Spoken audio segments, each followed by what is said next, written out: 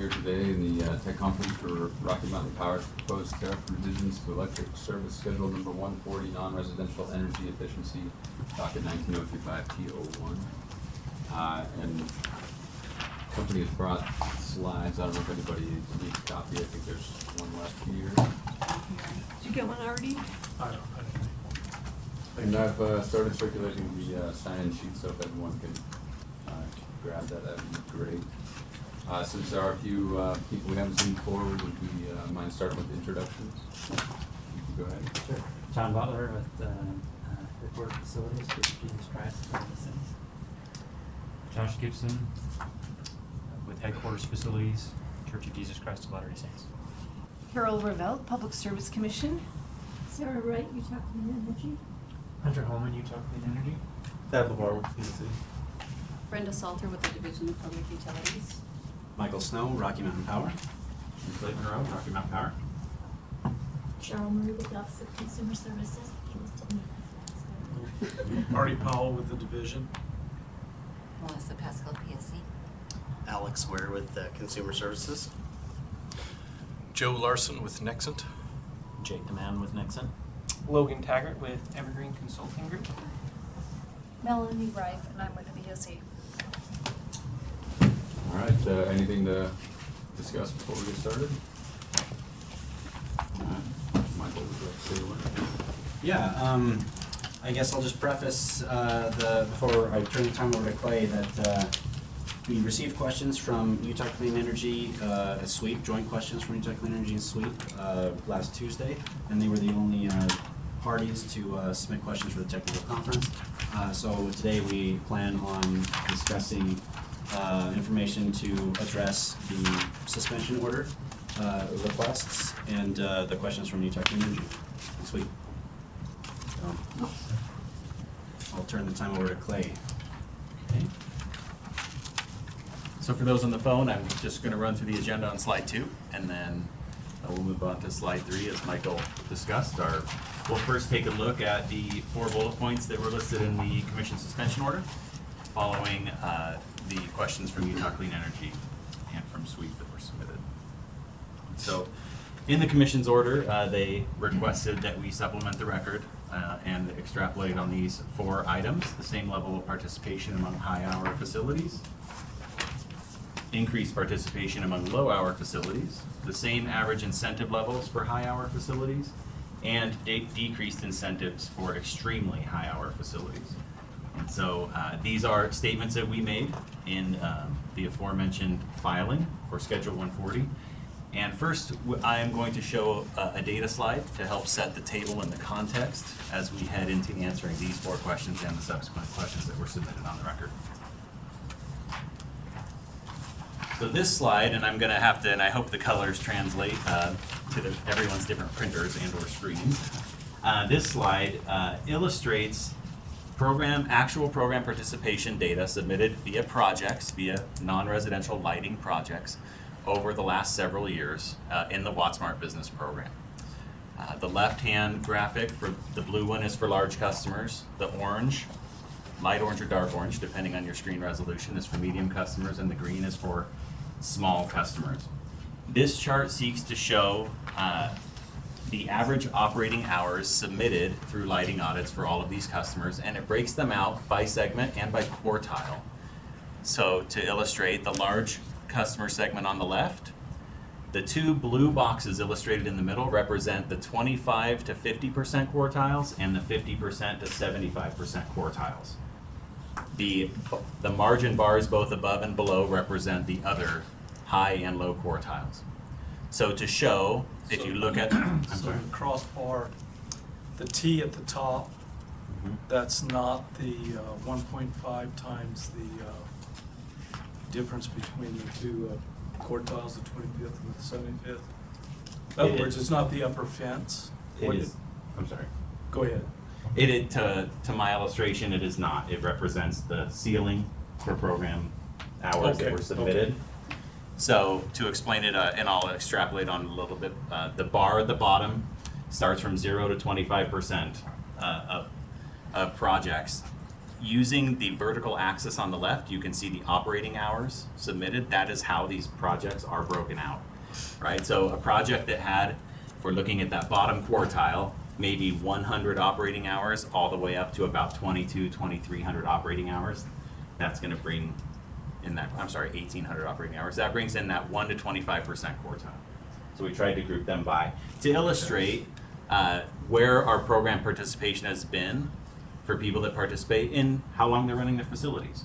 And the context of this is because our past incentive structure was based on hours of operation. You were paid per kilowatt hour saved, right? And the newly proposed incentive structure is based on watts reduced, and it removes how long you're leaving your lights on out of that equation when it comes to calculating the incentive for customers. And so you can see, if we're looking at that blue axis again, for large customers, 75% and below, so 75% of those projects use less than 6,000, their lights are on less than 6,000 hours a year. That's about 18 hours, 19 hours a day their lights are on, right? And so just to illustrate that, and yes. For framework, can you remind us how large is large as you go through, like, the size of the projects? Yes, the large is based and bucketed upon, we use a statistical model, but it's based directly on billing data, right? And that's how we draw the line, based on their demand and their KWH. So their total facility, Mm-hmm. regardless how much is lighting? Yes, based on their usage size. Based on total usage. Right, and we have marked in the medium and small segments some outliers. We did not omit them from the chart. You can see some of those dots above those quartiles, but as they were outliers, they were not lumped into necessarily the 100%, but we wanted to illustrate that there were outliers on the chart. And it's kind of impossible not to have outliers, as the giant variances in how customers use their facilities. So this sets the table and kind of gives you an idea of, based on real customer project data, how long people are running their lights and how the incentive structure may have played in these customer segments in the past for the large, medium, and small customer segments. And you can see the medium and small customer segments have had, obviously, as we would all suspect, much fewer run hours that have consequently led to a smaller potential in their incentives. Are there any questions on this chart before I jump forward? Yeah, just one. Go ahead. Oh, I'm sorry. Oh, I'm sorry, Carol. Would you just repeat what you said a few moments ago about the old measurement being X, and then you said the new measurement being based on watts reduced? Yes. I The old incentives since the end of 2013 were based on kilowatt hours saved. And so that's the number of kilowatts being used on an hourly basis by a given lighting fixture.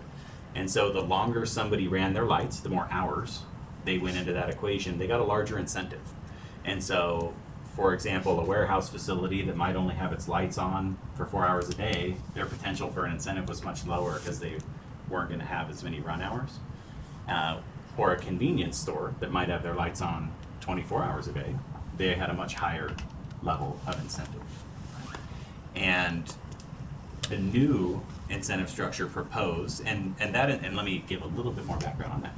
We proposed that incentive structure back in 2013 to help stimulate and move the market toward LED lighting. As we all can imagine in both our personal and professional lives, a lot's changed in the last 5 years, especially with lights. When we go to the store, we don't even really look at anything that's not LED for the most part. And that wasn't the case even 5 years ago when we launched that incentive structure. And so now we're looking to incent, and that we don't need to incent the practice of purchasing LEDs, we need to incent the best practices of installing them and the different methods and controllabilities that can come with that to optimize energy usage. And so the new incentive structure we are proposing in this filing is to incent customers for watts reduced, meaning, for example, I'm pointing to the ceiling for those of us on the phone. If these bulbs are each 32 watts each, and somebody changes them to bulbs that are 9 watts, there's a 23 watt delta per bulb, regardless of whether this room is on for 1 hour a day or 20 hours a day.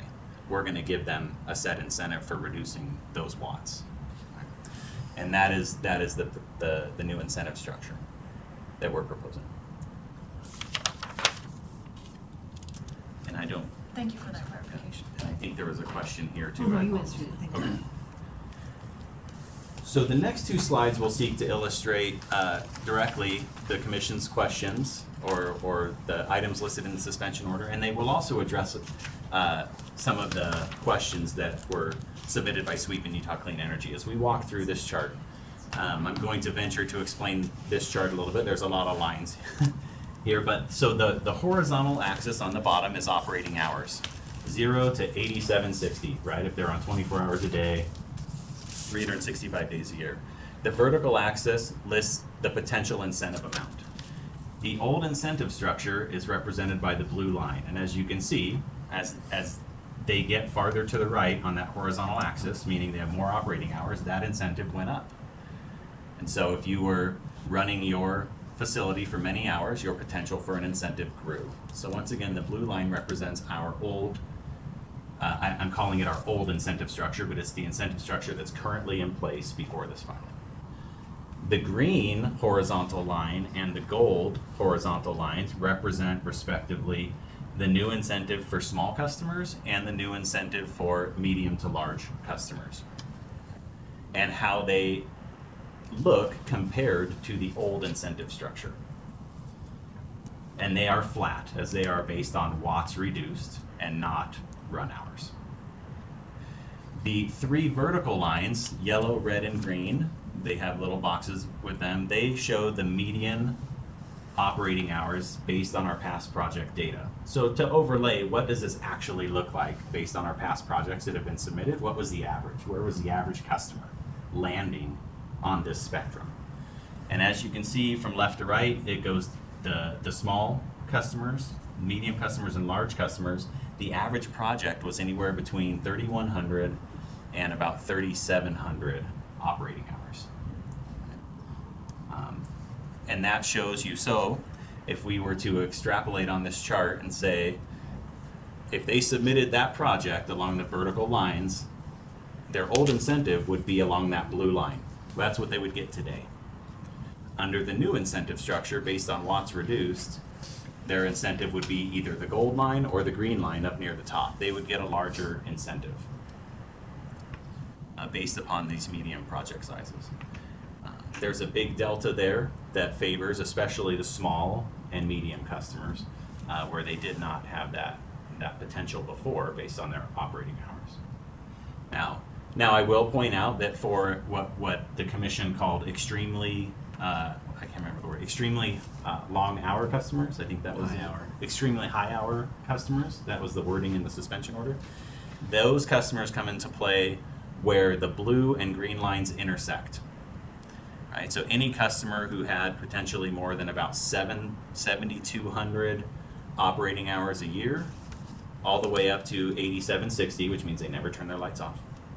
Any customer that falls in that window, their incentive would go down marginally because their incentive is no longer based on run hours. It's based on watts reduced.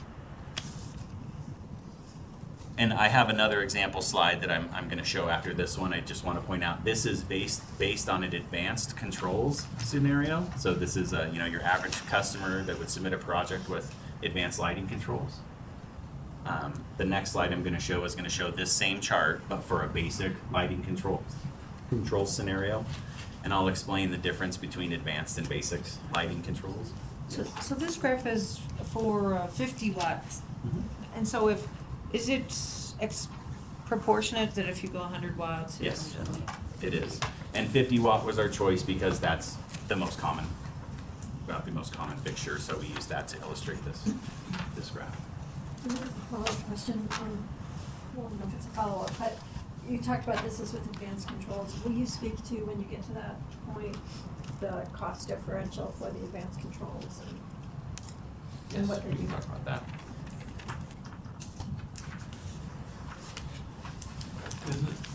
Looking at this graph, is it the case that the total incentive paid is the area under the curve up to the project size?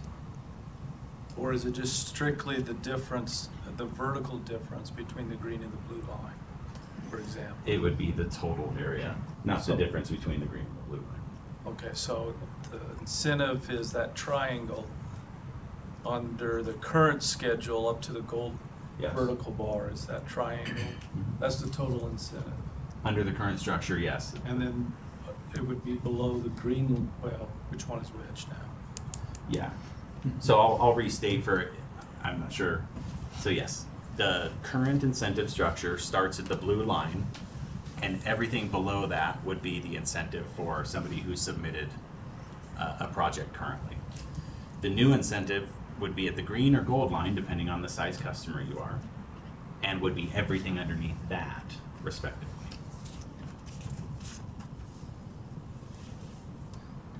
So the difference, you would just subtract the, you could subtract the two for the, okay. To show the difference, yeah. And I will show a little bit later on in some subsequent slides our anticipated difference in spend and budget and those things based upon the differences in these things.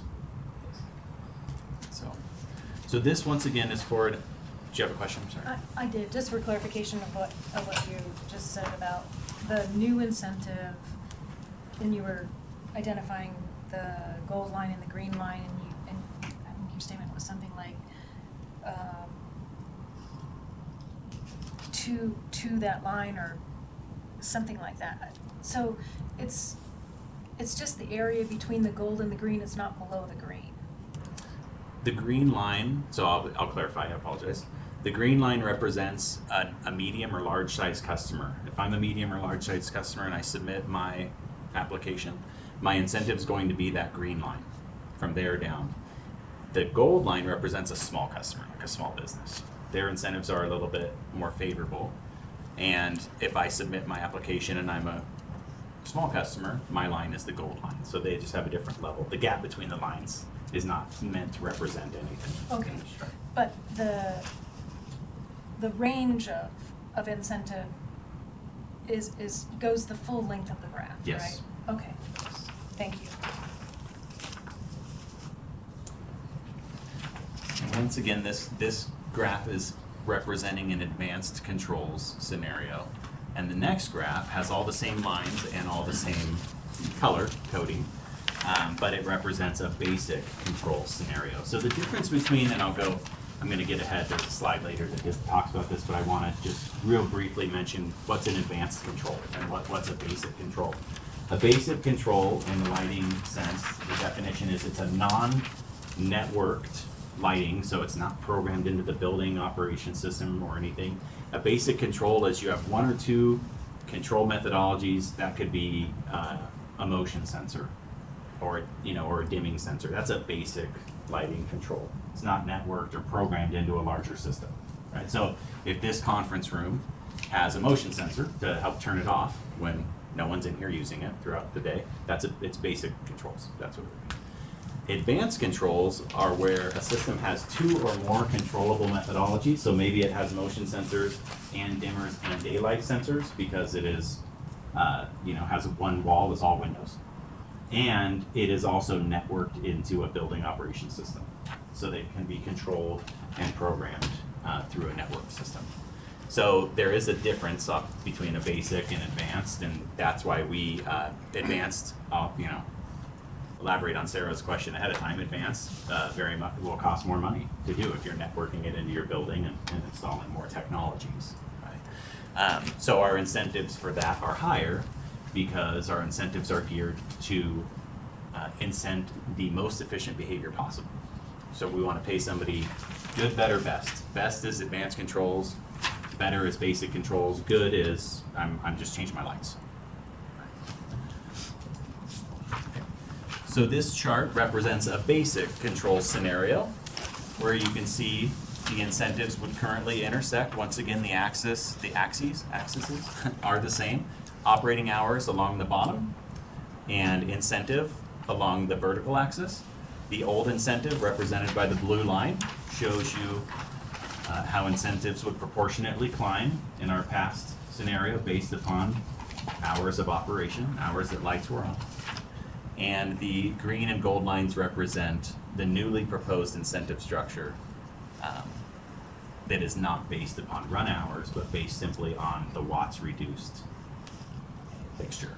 We have once again overlaid the average project size, showing it, between 3,000 and 4,000 run hours, and showing the benefit to all customers under the new incentive structure based on the average project size. And I'm just going to jump back and go a little bit out of order. Sorry for those on the phone, but I want to go back to that first data slide I showed with the quartiles. So if you kind of look at the 6,000 hour line, you can see 75% of large customers and almost all medium and small customers fall under 6,000 hours of operation. I mean, it is literally most of the customer base that is non-residential in Rocky Mountain falls in that scenario. So if we look at the 6,000 hour line on both of these charts, you can see the vast majority of customers will benefit from an advanced controls scenario, and they benefit in a basic controls scenario, though not quite as significant.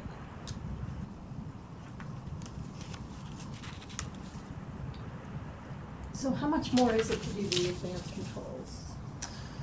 I'm going to, and I'm not an expert in market pricing. I don't know if Nexent has any. Nexent is our contractor who runs our lighting program. They're here to provide if maybe they have some insight. If not, we can answer that question after the fact, but I don't know what the average advanced control setup.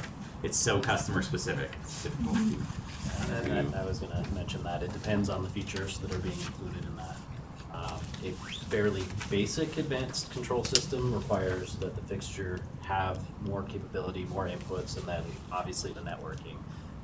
Rough numbers are right around $100 to $150 per fixture to have that capability. Whereas, for example, you can order motion sensors around $20 a piece. And those for each fixture? it depends on how you set up.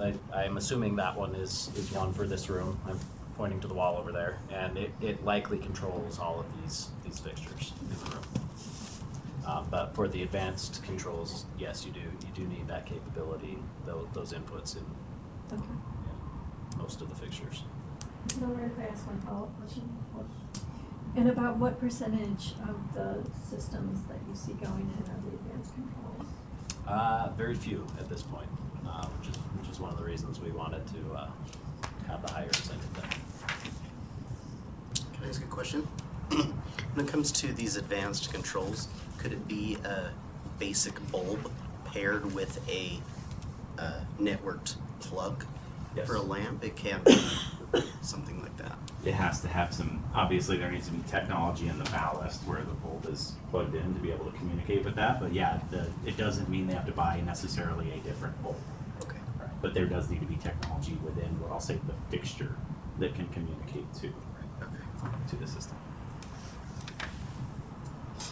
So these two charts, I want to go back to the original suspension order. The commission asked us to demonstrate our thoughts on our claim on that we would have the same level of participation among high-hour facilities, given that we saw the quartile system where the average facility was at 6,000 hours or less. These charts would illustrate based upon past program participation and its averages. We would assert that we would have at least the same amount of participation. We actually believe we will have more because the incentives are more beneficial to all customer segments based upon past averages. And in this chart as well, for basic controls, we do believe that not only will we have the same level of participation, that we will have more. High-hour facilities find a much faster return on their investment when they change their lights. It's much more easily seen on their electric bill than small and medium facilities.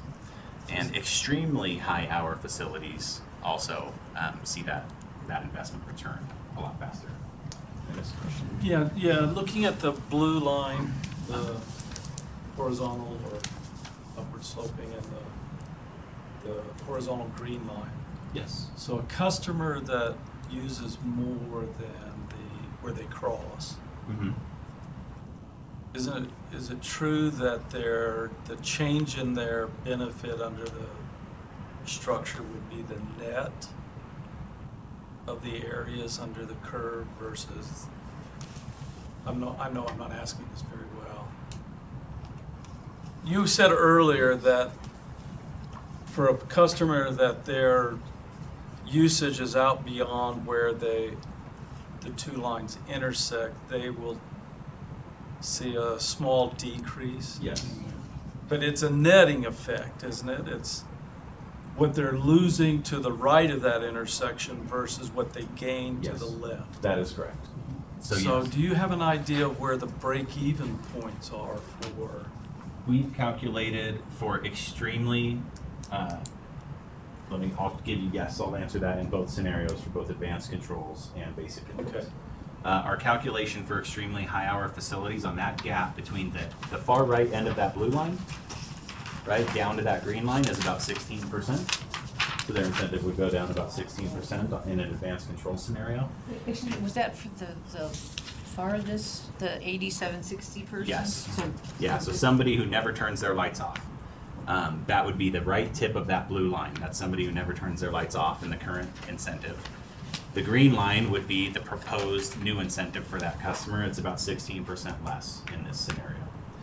It is more prominent in the basic control scenario. It's about 48% less in the basic control scenario for extremely high hour users. And that is done for several reasons. The first and foremost reason is if I have my lights on 24 hours a day, those are the customers who we want to do advanced controls. They will have the most benefit from doing advanced controls. So we want to incent what we deem the most efficient or right behavior with those customers. And we have added provisions for those extremely long hour customers within our filing package. That was that if they also installed or were doing other measures within our portfolio, perhaps like an HVAC tune-up or something to that effect along with their lighting, that we would have the ability to bump their incentive up. So we provided a provision to try and, I'll say it not very eloquently, dangle a carrot to get them to do more instead of just doing basic lighting controls. Wait, I'm really sorry that Kevin couldn't be here because he probably wouldn't be asking all these questions, so I apologize. I'm just trying to sort this all out. So the advanced control, this was the incentive with advanced controls before. This previous part, the blue line. So that's how, yes. that's always been there, that's always been the incentive. Yes. Incentive, and the basic has always been. Sorry, but. And we began incenting advanced controls 18 months ago. As we've tried to move with the market. I mentioned earlier, 5 years ago we were just trying to get people to buy LEDs. And now everyone buys LEDs, but we want to move them to a better behavior, right? Instead of just paying them money for bulbs, we want to pay them money to put in sensors, to put in dimmers, to do those things. Thank you. So the second bullet, as asked by the commission, was to substantiate our claim of increased participation among low-hour facilities. In every illustration thus far, you can see low-hour facilities benefit extremely well from this new incentive structure.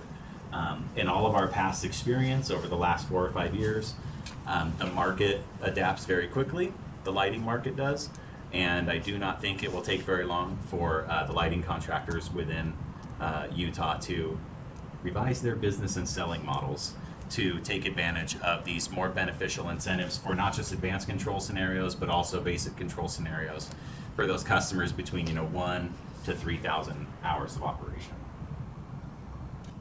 So that is our assertion that we will increase participation among low-hour customers. The third bullet that the commission asked us to substantiate, the same average incentive levels for high-hour facilities and decrease. So that's the third one, I'm sorry. The same average incentive levels for high-hour facilities. So there's high-hour facilities and extremely high-hour facilities. The company has not drawn a line between those definitions in the filing, so we can look at these charts and feel where we feel those are. 8760 is they never turn their lights off. 6000 is they run their lights about 18 or 19 hours a day. And so we do feel that among high hour facilities, that this incentive structure will proportionately benefit them for those. And then the last thing that the commission asked was decreased incentives for extremely high hour facilities. And I believe we've discussed that already and talked through that on the graph for those customers who run most of, if not all day. Do these charts reflect the proposed aggregation in Rocky Mountain's filing? The proposed aggregation between the small, medium, and large customers? Yes, aggregating the customers, large customers. The proposed aggregation is illustrated through those vertical lines of average project size based on that aggregation, showing based on our past data, those customers aggregated to small, medium, and large. This was the average project size. So those vertical lines are under the current tariff or under the proposed? Under the current tariff based on data over the last several years. So you did, I misunderstood. You said that they were aggregated for these vertical lines? Yes, so we took, we have a statistical model, a data model that we have all of our customers' billing information in that helps us group them into small, medium, and large. So we took those based on usage, small customers in a group, and did the average project size, which is represented by that yellow vertical line on the chart. And then we did the same for medium-sized customers and the same for large customers to try and get an idea and illustrate to all of where the average customer's project would fall within these incentive structure within these budgets. So if I was a chain store or had a series of churches, but they were all small energy users, would they then be aggregated up to a large? No. They would count, each one would count Yes. as a small system? They're not aggregated by customer, they're aggregated by individual account. Oh, size. for these Yes. lines, right. Okay. Yeah, so we didn't take a large healthcare provider and all their facilities and treat them as one and make them large. Right. So, a little bit of a clarification on how a customer is classified. It is aggregated by the total account, so by the customer. These hours were by project, so, or by a site. And customers have more than one account. Right. So. So I'm trying to figure out if you have a lot of small entities, a lot of small buildings that need upgrades, but you're one owner, would you then be large? Depending on how that was, how they broke out their accounts, they could vary. It becomes a billing system question, but I will state. Because So it does affect the incentive, even though the project size might be small. It would. And so that is that's a customer choice. They set up their way, they receive their billing with us, right? We have very few large customers who have one account and aggregate everything in that account. Most of them have hundreds of accounts, some of them, depending on how many sites they have. And so they would be treated that way. And I wish I had a cleaner answer for you than that. But customers have the choice of setting up their accounts. But they don't think about the incentives that they'll get for the DSM when they set up their accounts. No. Accounts payable departments don't usually interface with us. Something to think about. But under the proposed tariff, the customer choice and how to set that account up would impact the incentives available, is that right? Yes. And is that, sorry to belabor, is that just because it's too hard for you to say this church or this 7-Eleven uses so much energy and structure the incentive according to the project size? It would be administratively onerous on us to try and do that, yeah. And not all customers want us to do that all the time. So that's the other challenge too, is there is a customer choice component. And I'll use a public sector example since it's public sector and I can talk freely about that, is a lot of public sector facilities do not want to be lumped into a larger general account because then the incentive gets sent to a different budget. and not back home to their office where they could use it, right? And so they give us very clear instructions on how they want to be set up or how they want their incentive paid. That's probably the only example I can't talk about customers specifically, obviously, but given the data we have and the constraints of our system, I do feel this is a very responsible way for us to do it the best we can, the best way we can. But as with any system, I would never say that it's perfect for all customers. So can you speak to the utility cost test before and after at all for this program change? Yeah, I can speak to it. We demonstrated, I don't have the numbers in front of me because they weren't part of the questions, I apologize, but we did, in the filing package, the utility cost test is demonstrated as always, and it was beneficial. It passed at a 1.79 based upon our forecasted participation and what we think would come through based upon these program changes. And I will get, as I mentioned earlier, we'll look a little bit more at the brass tacks of spend and numbers and those kind of things in about 2 or 3 slides here. Was there something specific about that? No, I think that was the overarching concern with the cost effectiveness of the program change before and proposed. And then these were some of the items that were to speak to that change. I think was part of the concern. Okay. But no, I can speak a little bit more, I guess. The last cost effectiveness analysis that we have for this program on the record from filing was, I believe, December of 2017. I don't have those numbers in front of me. It was cost effective then, based under the UCT, but that cost effectiveness analysis was based on old historic numbers and wouldn't really be comparable to the assumptions used in the current cost effectiveness analysis. So I guess I'm not sure what the exercise would be for to compare the old versus that cost effectiveness analysis versus this cost effectiveness analysis. But we can confirm with what we provided with this filing that, as proposed, the program is cost effective from the UCT perspective. I feel that's justifies, I suppose, these proposed changes.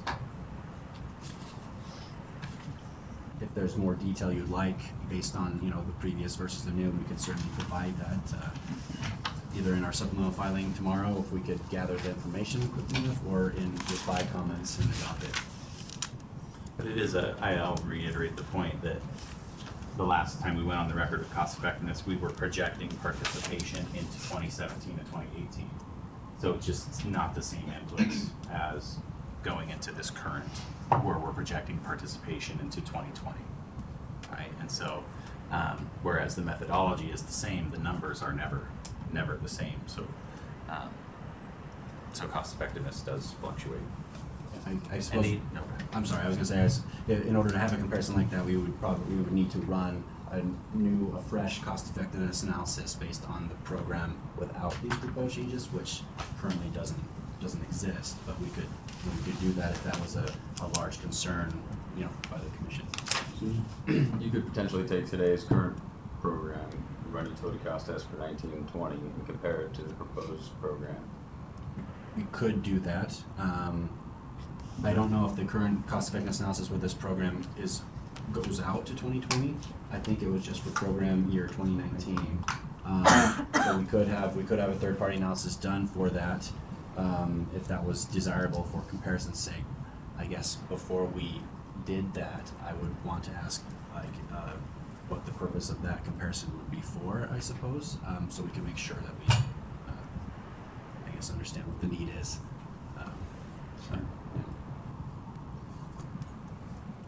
And an anecdotal point, these are based on projections as cost effectiveness to the best of our abilities, and we have historically outperformed these projections from the cost effectiveness. By historically, I mean over the last 3 to 4 years, typically, in this specific sector. And one more point, I suppose, just because we've done something historically doesn't mean we can't change that going forward, but historically for our filings, we haven't provided, a cost effectiveness analysis on the current program alongside a cost effectiveness analysis for the proposed. We've just provided cost effectiveness analysis with sensitivity analyses with that for the proposed changes. And as long as that has been proven to be cost effective, that's what everyone is focused on, I suppose, for justification and public interest purposes. But again, we can include that here with this docket if that's requested. I mean, since we're at that point, I'll just clarify. At this point, the PSC isn't requesting any specific additional analysis. I think it's fair to describe the suspension order as our desire to understand the difference between the program and what's being proposed, and these explanations you're providing help. So in terms of what we're specifically asking for, that's still the primary question. So before I go forward to the next slide, are there any other questions on the graphic representations we've gone through? Yes.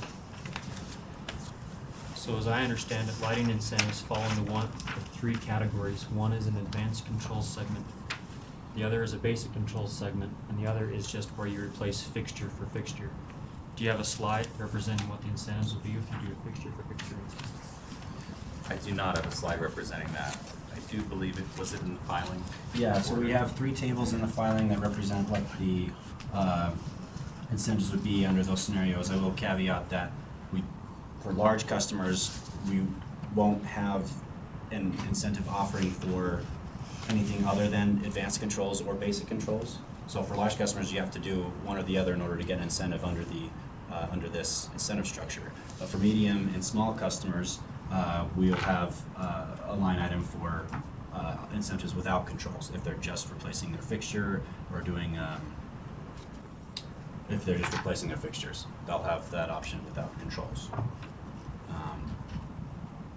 And I guess, as Clay said before, for the large customers, if there is a large customer that doesn't want to install advanced or basic controls for whatever their own reasons might be, we will allow them to do an alternative DSM project that will produce additional savings, and if they do that, then we will waive the controls requirement so they can still get the incentive under this structure without controls if they do this alternative DSM project, which could be an HVAC or any number of things.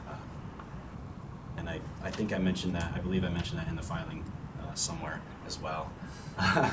But not to an expansive degree, but it's in there. So large customers will have options. The reason the comparison doesn't exist is the current program doesn't offer to any customer an option without controls. Currently, all customers must install controls. Yes.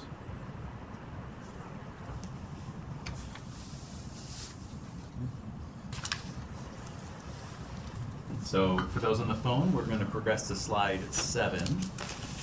So on March 19th, Utah Clean Energy and SWEEP asked the following questions, and we'll venture to answer those now. So I'm just going to read some of them verbatim as I talk through them. Please discuss the company's decision to only provide incentives for customers to install both lighting retrofits and lighting controls. We actually just discussed that.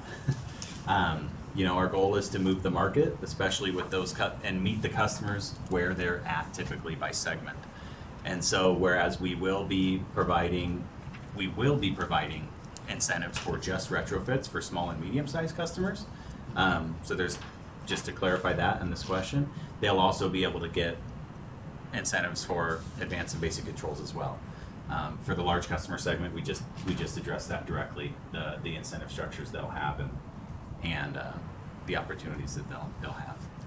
Include a discussion of the impact of this choice on forecasted participation levels, savings, and cost effectiveness. I will look into the cost effectiveness numbers in 2 slides from now, and the participation we forecasted to go into that equation for savings and incentive spend. And as far as participation levels go, we have it demonstrated by savings. It's a little bit harder to demonstrate it by number of projects. I mean, they're all different sizes, and we don't know how many are going to come in the door, but we can do some more extrapolations based on how much more savings we're going to get.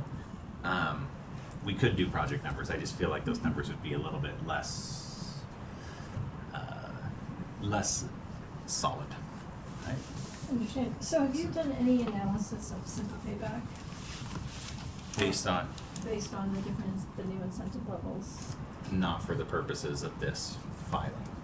We do see, and Does Nexus, Nexus Yeah. must look at that when you consider. We do. I don't have any exact numbers off the top of my head, but as was kind of mentioned, we try to balance what we recommend as far as incentive levels with the natural incentives that come, and the ability for a customer to actually implement a certain level of project. So simple payback is definitely a factor in that balance of saying, if it's a long hour operation, the simple payback is going to be much smaller than a short hour. So it's part of that level. As far as going into details of listing out where those numbers fall, we don't have those. and we do look at it, but I'll say, we talked about this before, Sarah, we know the average customer wants their payback. It used to be it had to be 5 years or less, and now it's more like 2 years. They want their payback in 2 years, or 3 years. And so we do look at that, but we also don't necessarily build our incentive structures around that, just because simple payback is not, it's a part of the equation, but we try to find it. I've lovingly called it the Goldilocks incentive, right? Not too much, not too little, when we take into account that the other benefits customers get based on that. In this filing structure, it goes without saying, small and medium customers will end up having a better simple payback as those incentives go up in those respective segments. And the large customers, I would say, just have to be taken one at a time, depending on their run hours.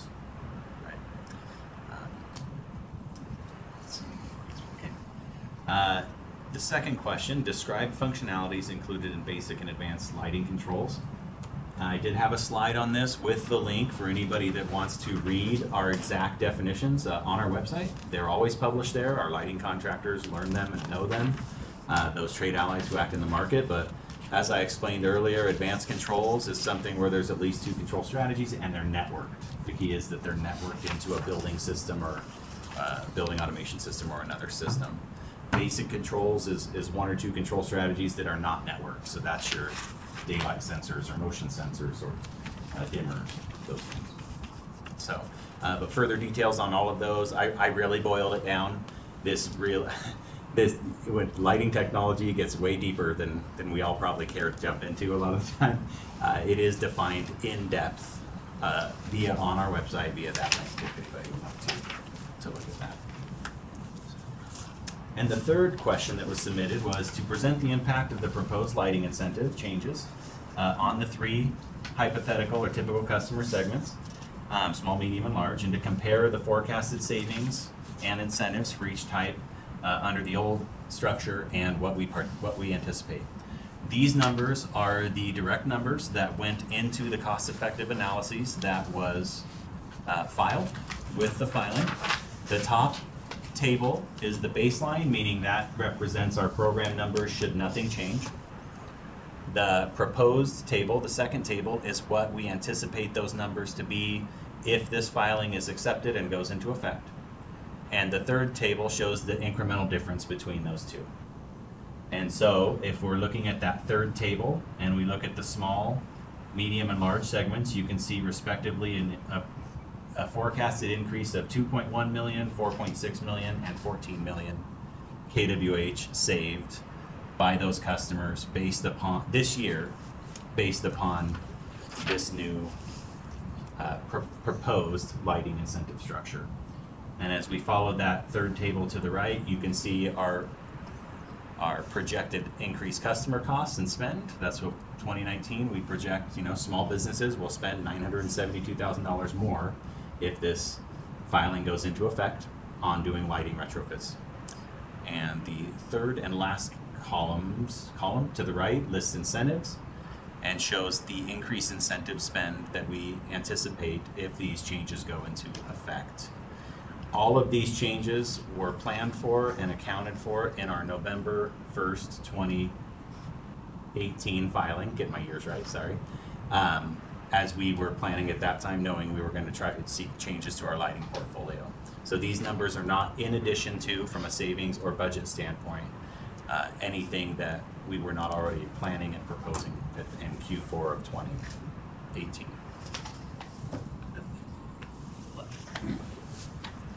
You lost me. So I just wanna make sure I understand the table.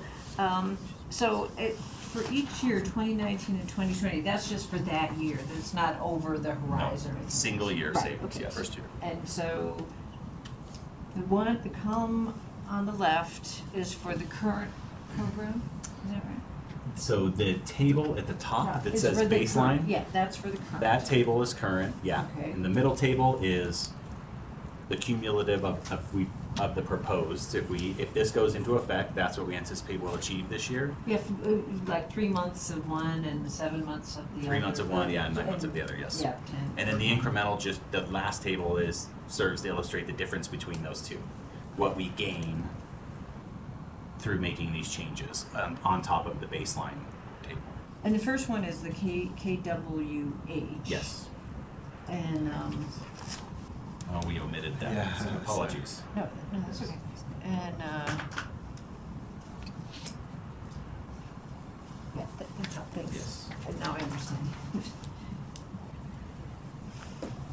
So we feel this addresses Utah Clean Energy's third question, showing these projections and these numbers directly and as I mentioned, these were the numbers that went into our cost effectiveness, that went along with this filing. This is actually our last slide. We have gone through each question that was submitted and the 4 items noted by the commission in suspension order. We're very open to have further discussion should the room want to.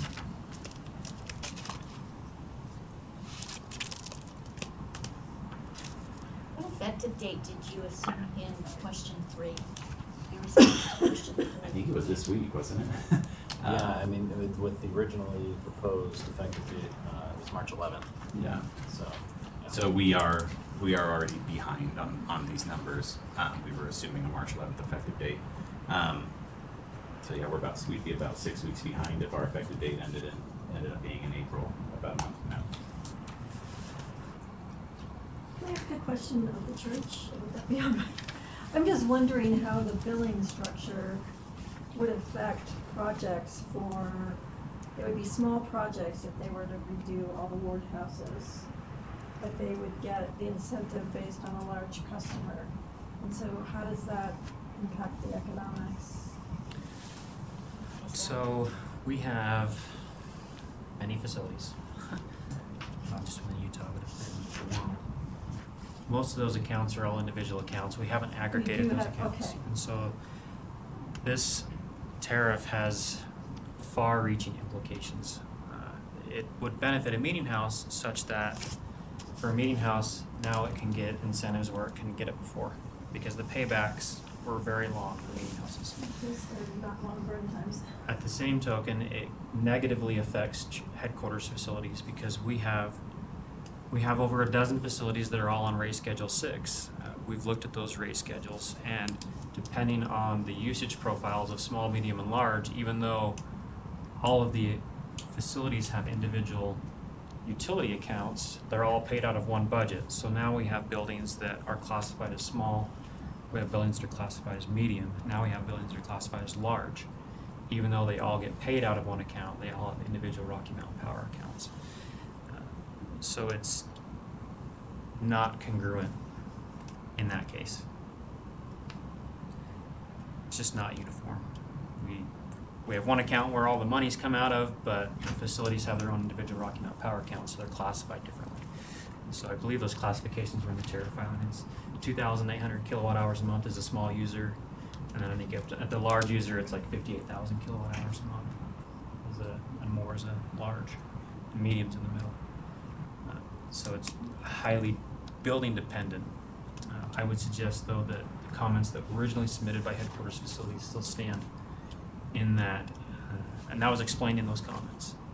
A rate schedule 6 customer could use anything and they're all paying the same 3.6% into the program, yet now customers are being segregated into their own segments and getting different incentives. Does that answer your question, or is that? No, I was trying to figure out how it impacts the economics of the projects. Yeah, but we haven't played under an incentive structure like this before, so I can't predict the future. We'd love to meet with you on it and look at past performance and see how we think it could project. I did email some people in their facilities and get any responses. We'd love to meet with you guys and look at, church has been a great partner in the past, and lots of great participation.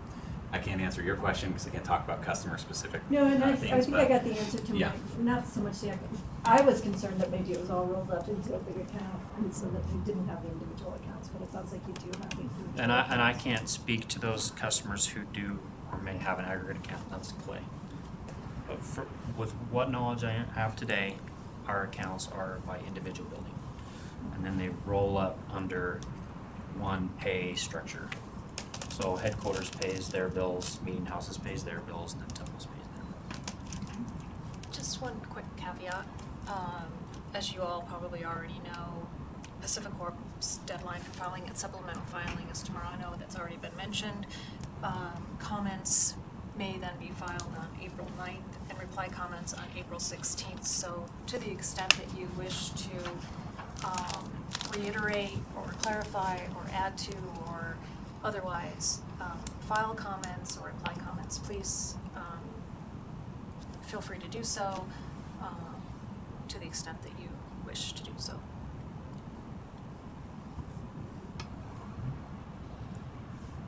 And that, like I mentioned earlier, that concludes the company's slides. I'll turn time back to commission staff. Does anyone have any other questions? Thank you for coming.